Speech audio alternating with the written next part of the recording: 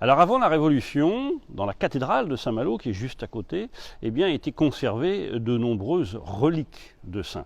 On trouvait entre autres les restes de Saint-Énogat, Saint-Aharon, on trouvait également une jambe de Sainte Ursule, on trouvait le petit doigt de Saint Jean-Baptiste, la mâchoire de Saint Méloire. Toutes ces reliques, en septembre 1790, le clergé va décider de les exhumer pour les protéger de la fureur révolutionnaire. Et ces reliques, nuitamment, on va les déménager et on va venir les enterrer sous le dallage de la chapelle Saint-Aharon qui est juste derrière moi.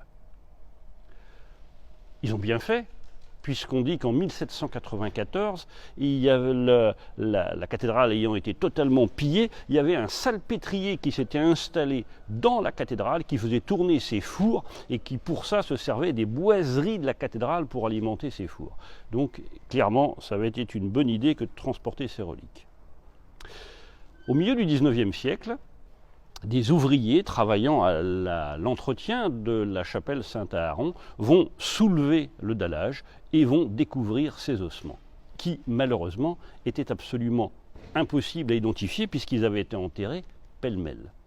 On va donc récupérer ces ossements et on va les réinhumer juste là, à gauche, dans le sol, et ils vont rester là jusqu'à la fin du XIXe siècle. Fin du XIXe siècle, l'institution de Saint-Malo, qui est juste derrière nous, s'agrandit, une partie de la chapelle est détruite, le niveau du sol va être baissé, et donc la question se pose aujourd'hui, ces ossements sont-ils toujours dans le sol ou ont-ils été récupérés pour être inhumés ailleurs?